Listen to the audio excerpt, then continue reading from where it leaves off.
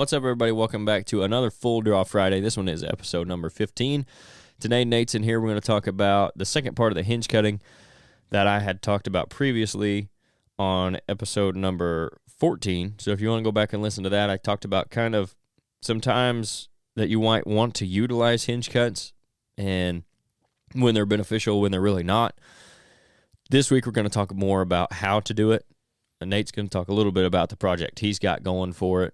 We did talk a little bit on Monday about that, but I wanted to wait and get more in depth today because I wanted to finish up. This would be part 2 of the hinge cutting episodes. Not really a series, but there are only 2 parts. But either way, that's what we're going to talk about it. And then we'll get into the weekend. So here we go.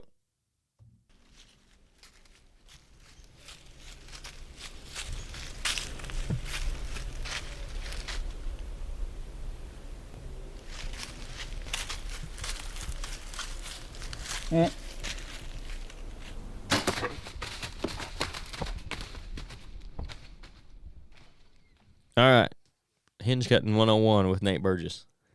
Oh, man. No, like I said, we'll talk about kind of some ways how to do it. Again, if you missed the last episode where I talked about when to do it, go back and listen to that one first. It was episode number 13 of Full Draw Friday. 14? 13. I just said it in the intro and I forgot. Go back and listen to the intro. That was the right one. So now we'll talk about how to do it, and I think there's a lot of misconceptions about how to do it, just like there are when to do it.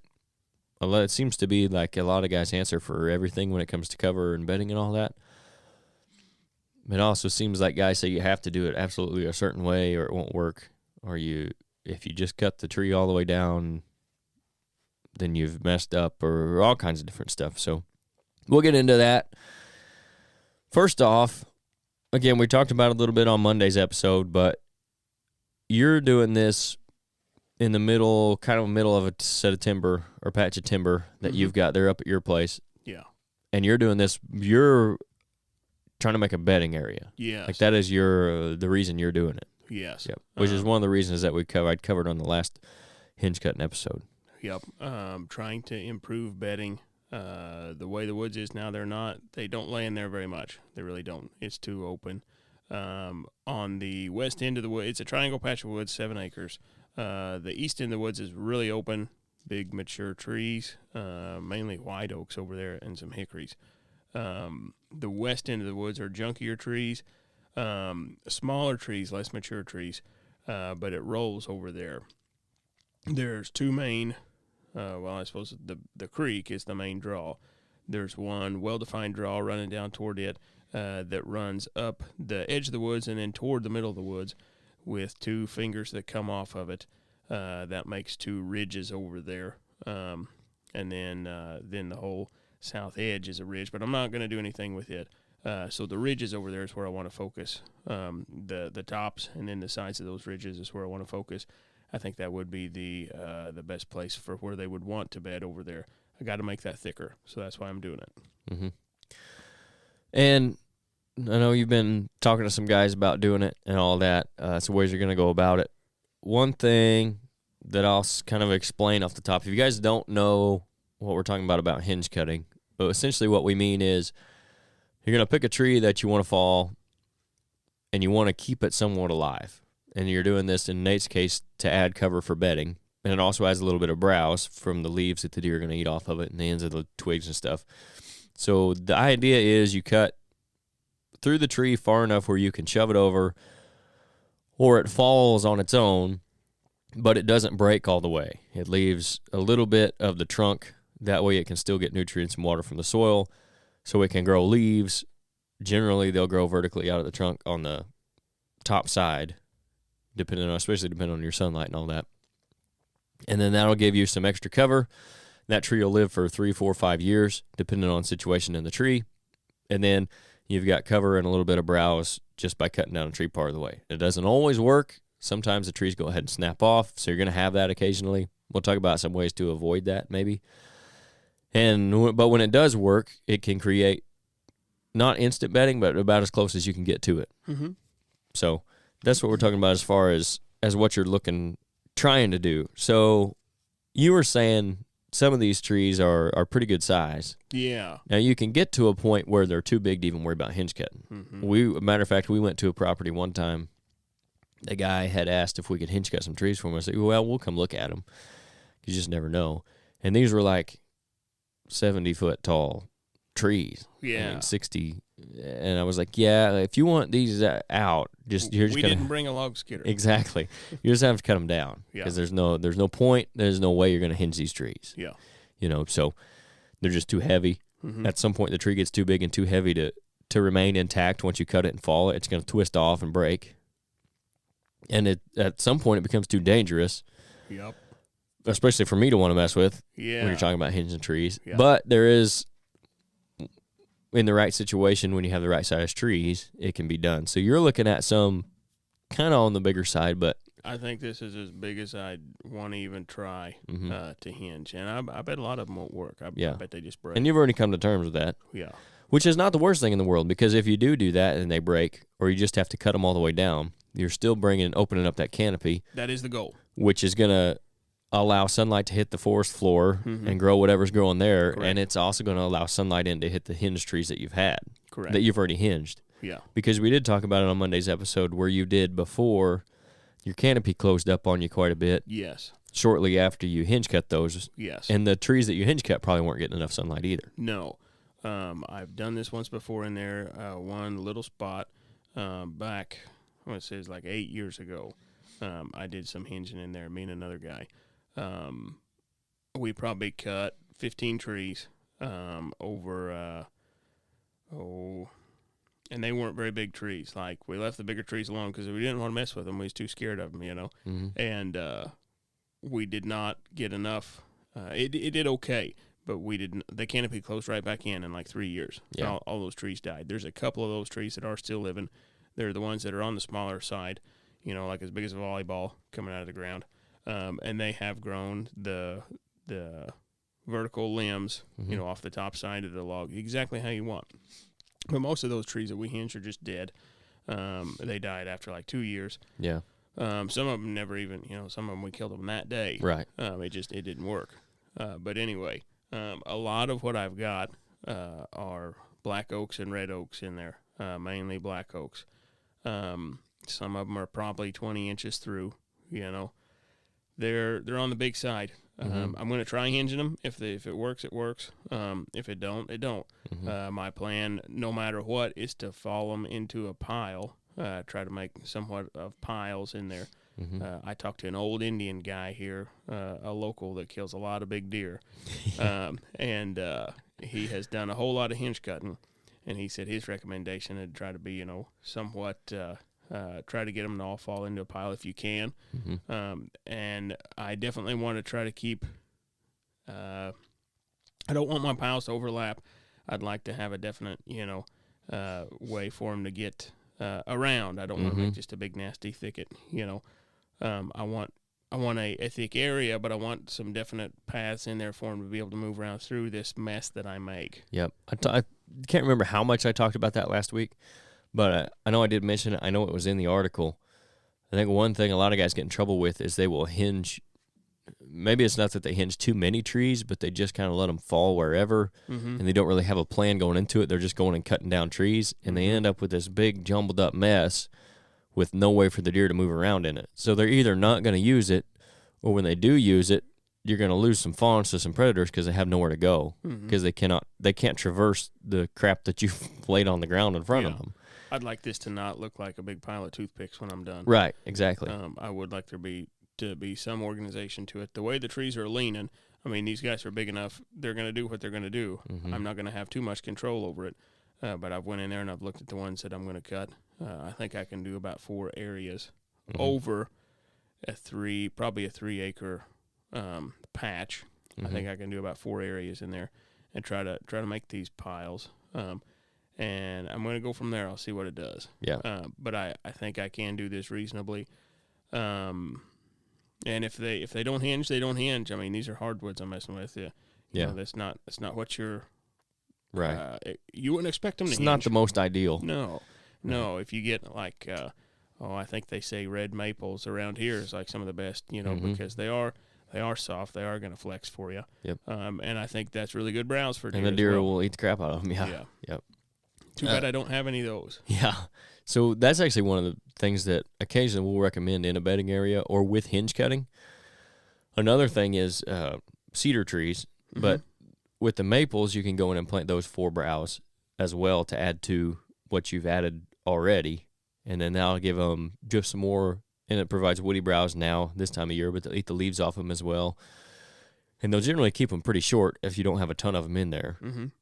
The other thing that you can do is if you're wanting to add cedars for cover, and let's say you open all this up and you didn't get as many hinges as you wanted, so you got to do something else for cover, like if a majority of them just snapped off and broke, so now you're just going to have, it's just going to be dead, and eventually it's just going to grow up in briars and all that and be too thick to mess with. What you can do is use the treetops as kind of cages and put cedar trees in them, and then eventually those treetops will die out away from the cedars. They'll also keep the deer off of them from rubbing them up and killing them before they get big enough. Yeah. And then, like I said, it acts as a tree cage for those cedar trees, and then you've got that thermal cover from the cedars once they reach maturity. So that's another thing that you can do. But as far as them breaking off, too, another big thing is timing. Because if you do this too close to, like, heavy freezes, or if it's just brutally cold out, there's a lot higher likelihood that the trees are just going to snap, even some of the softer trees. Yeah. So when are you looking to start, you think? Oh, I'd like the air temperature to be up, I don't know, in the 50s for several days to try to get these things warmed up. Because, I mean, as cold as it is now, I mean, I got that outdoor stove. I've cut a lot of wood for that thing. Even when it's been warm for, I don't know, 3 or 4 days, and I'd have big trees that I was messing with. Like, I think 2 years ago I had a big tree I was cutting on. It hadn't been below freezing for 3 or 4 days, but the inside of that tree was still cold as ice because it'd been cold for a while. Yep. I mean, it takes these guys a while to warm up. Yep. And when it's cold and dry, that's a bad combination. Just think about taking a twig that's been out in the freeze and dry, and how easy you can snap that thing. I know they'll snap if I cut them when they're too cold. I suppose I don't have any way to know what his inside temperature is. Right. But if I take off and do a couple and it's just they're still too cold inside, I probably won't. I'll probably quit. But I'd like it to be 45 or more, the tree's temperature before I do this. Right. But there's no telling how long that could take. Air temperature to get them there. Yep. It's probably like what you said. You probably have to cut a few and see how they're working, and then go from there. I want to get it done before before spring green up, Yeah, before they start dropping fawns, preferably. Yeah, I got to get that done there. Because I also want a growing season for anything that's on the forest floor. Yep. To try to come up through there as well, to give it the whole growing season here before deer season. Yeah. For any little stuff that's going to come up. Get as much as possible that way. Yeah. Yep. But definitely, the end of this month or in March. I mean, I got to try to get it done. So, kind of the way you go about doing it, and I think this is probably one of the bigger things that you'll see guys telling people they have to do, or kind of a misconception about it, is you see all these guys making their hinges really high, and I guess the idea is so the deer can walk under it. But what they don't think about, or maybe they do and they just don't care, is having that chainsaw running right by your face. Like, for the potential risk there's not a lot of benefit to cutting them 6 foot off the ground versus 3.5. Yeah. Like, you can cut that thing waist chest high. Yeah. And then go to shoving on it instead of trying to work that saw around at your head, because anybody that's ever worked with a chainsaw knows sometimes they kick away from you or kick out of that tree or get stuck, and then you're messing with it. Next thing you know, you've cut your nose off with a chainsaw. Yeah. That's not really what you're looking for when you're just trying to hinge cut some trees. So to me, there's not a lot of benefit to cutting them that high. Yeah. Versus risk versus reward. Just cut the things down there where it's manageable. Yep. And go from there. Yeah. Now, you don't want to cut them too low either, though. You don't want to cut them down towards the bottom, because that's more weight that's going to be on that hinge to potentially break it. But you can get 3-4 feet off the ground pretty safely. Yeah. Mine are all probably going to be about 4 feet. And all my trees, all the ones that I've already made up my mind that I'm going to mess with, they've got a lean to them. I'm going to go with the lean. I'm not going to try to fight them. Right. They're too big to try to fight. Yep. So I'm just going to let it happen. And then even sometimes if you got a lean in one way, there's still potential they could twist around and come back another way. Mm-hmm. But as long as you're like not trying to fight it, like what you're saying, that's the way to do it. Yeah. Let them do what they're going to want to do. Yep. Be smart about it. So a lot of these things, you can tell the area that I did hinge cut before, they have grown. Their biggest branches are now grown into the openings that I made 8 years ago. So it's pulling the trees that way. So like in 2 spots in particular, I'm gonna make a pretty big pile on top of what I had piled, 3 trees last time, and I'll add 8 or 10 more trees onto it this time. Yeah. Making my pile from 3 trees in a I don't know 15-yard circle to like 10 or 12 trees out of a 50-yard circle. The way it all looks to me right now. Right. Those trees, they just the ones on the edge of the circle, they just all grew in, but they have a definite lean to them because that's where they were getting the most sunlight there. Yep. And that's one thing to look for, like what you're saying too. If they're leaning a certain way, but all their bigger limbs are on the other side, then it's hard to tell. They could, because they got a lot of weight on that other side. If they're leaning in the same direction, they got a lot of bigger limbs on it. You can be pretty confident that's the way they're going to go. Oh yeah. Which I'm not any professional logger or anything, but that's just from talking to guys that have done it and applying a little bit of logic and common sense to it. That goes a long way. Yeah. Yep. And if any of these things don't, if it starts getting a little funny, I'm probably going to walk away from it, and I'll go back after we get a nice big wind. Right. And I'll see what it's done. Exactly.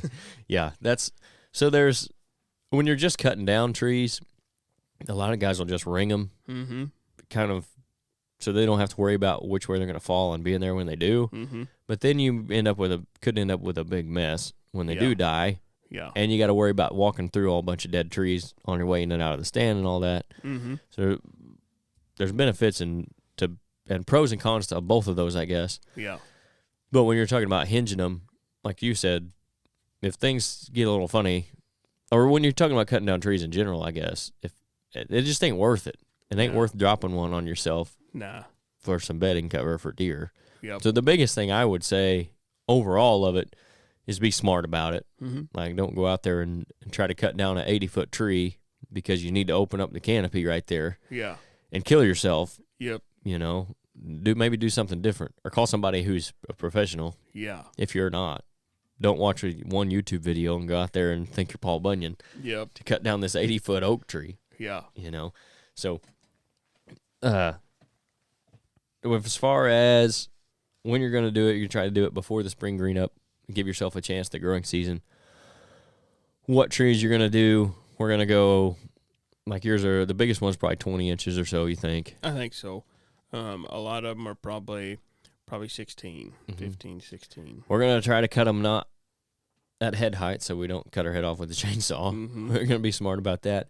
The other thing is there's a couple different ways if the tree doesn't just fall by itself, because not all of them will. Yeah. I mean, some of them you have to cut almost all the way through for them to even fall. So if you get to the point where you think they ought to start falling, you can take something with you, like the hook I was showing you. There's a product called the Habitat hook, and I don't know how expensive it is. I like the idea of it. There's other ways you could do it. If you have any welding ability at all, you could make a pretty easy version of it with a few pieces of pipe. But essentially give yourself something you can get up there 10, 12 feet with and push on that tree and go ahead and try to push it the rest of the way down. A loader on a tractor would be perfect for it as well. Just you keep in mind that you might need some way to push those trees over the rest of the way to still keep them intact, because sometimes they're not going to fall over right away. A lot of times, probably, depending on the size of the tree, they're not just going to fall right over where you want them to. You might have to push on them from the backside or something. Give yourself some options there to do that with. And then if they don't go, they don't go. You might have to cut into them a little more, and if you break them, you break them. It's not the worst thing in the world. So keep that in mind also. But do you have any plans for what you might use for that? Or if you can take anything with you to push on them or anything? Well, Does your tractor have a loader on it? Yes, and I'd considered that. I also don't want to smash the tractor. Right. So if you got a neighbor that's real willing to let you use his tractor, maybe do that. I don't know. He has to worry about his insurance that way. Correct. But yeah, I'd considered the tractor, and I mean it'd for sure work. Mm-hmm. But I don't want to smash the tractor, so Right. I'm not going to do that. Right. I've got wedges in a sledge. Mm-hmm. I'll take with me. I mean, of course, I don't want to. I got to have the saw out of my cut. Yeah.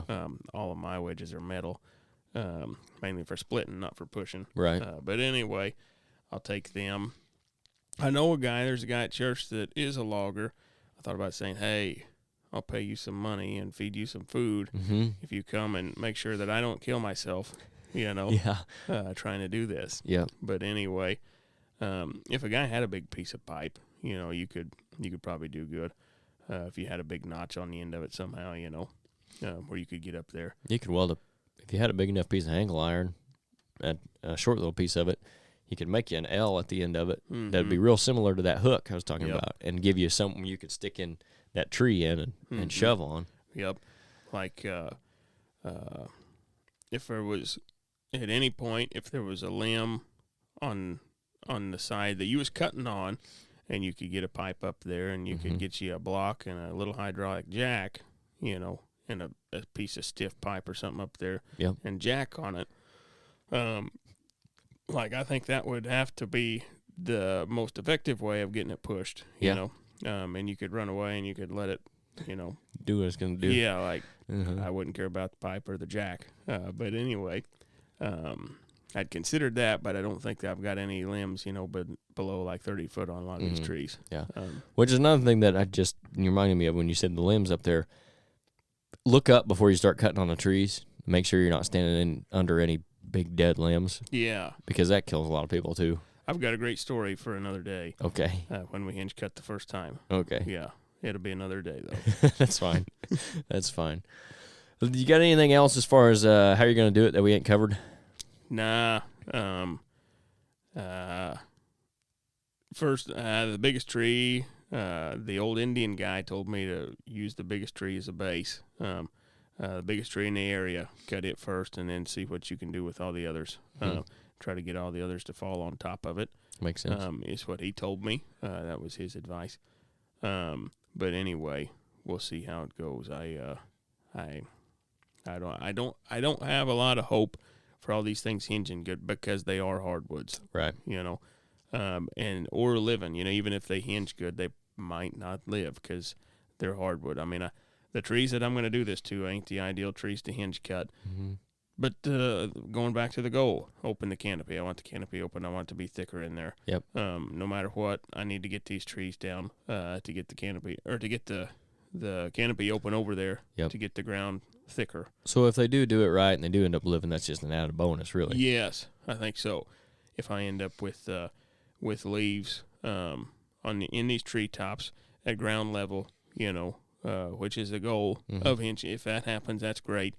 But if it doesn't, I'm going to have other stuff growing up in the middle of them, and it'll be what it'll be. Yep. But it doesn't have to be perfect for social media. No, and I cannot think of anything else that I could reasonably do other than logging this. And these trees that I'm going to be cutting ain't worth no money. Right. The trees that's worth money is on the other end of the woods, and I'm hunting them and using the acorns. Exactly. Right. So if I get a logger back in there, he's going to be, hey, I want over here. Yep. Nah. And for what you're doing, you want that open anyway. Correct. Yeah. I can't let that east end be open. I want it to be just like it is. The west end on these little ridges is where I need this to be. Mm-hmm. For where I want the deer to bed and where I think and this should be the preferable bedding for them is over there. Right. The terrain and everything. Yep. Yeah, I think you got a good plan and a good start on it. We'll try to keep updated on how this is going when you do start on it and all that, and we'll talk about it afterwards. We can video it. It might be great. Yeah, that could be entertaining. Or we could just film a death. I was going to say, or we might just end up with one of those snuff videos. Yeah. But we'll keep you guys updated on how that goes. Either way, we could be social media famous. We definitely could. That would go viral. Yeah. So we'll do that. And if we do get some good video, I'll put it up on the YouTube page. We'll kind of talk about it there too. If we can get together and do that, we'll shoot some video. We'll talk about some stuff we talked about today, why and how, and then how it goes, and we'll talk about it after. So That's pretty much all we got for this Friday. Thanks, guys, for tuning in. I don't want to forget our partner for the Full Draw Friday episodes is Rodney Hawkins. If you're looking for your own piece of ground to manage and hunt, maybe to do your own hinge cutting on, Rodney's the guy to talk to. He grew up hunting and fishing in Southern Illinois, and now he's putting that love for the outdoors into selling recreational properties as a land specialist with Midwest Farm and Land. Midwest Farm and Land is not your average real estate company. They sold over $85 million worth of ground in 2022. With agents like Rodney all over Illinois, they're really a local company with a national reach. For more info on them or any ground that might be available, any properties you might be looking at, or just to give them an idea what you're looking for, you can contact Rodney directly at 618-925-3153, and he'll get you taken care of. He's also recently started his own company called RG Outdoors. They currently carry hard and soft-sided blinds and blind chairs, all from Redix Blinds, in addition to an all-natural scent elimination product called Camo Dust, which you can check out at camodust.com. Don't really have any experience with that, so if you want any info on it, go check out that website.